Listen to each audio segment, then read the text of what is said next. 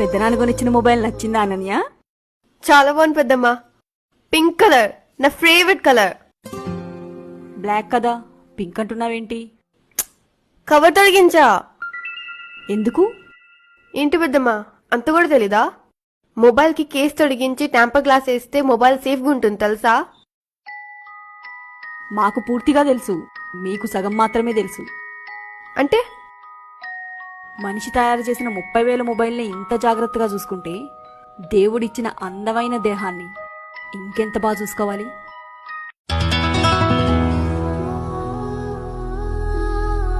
Okay పెద్దమ్మా.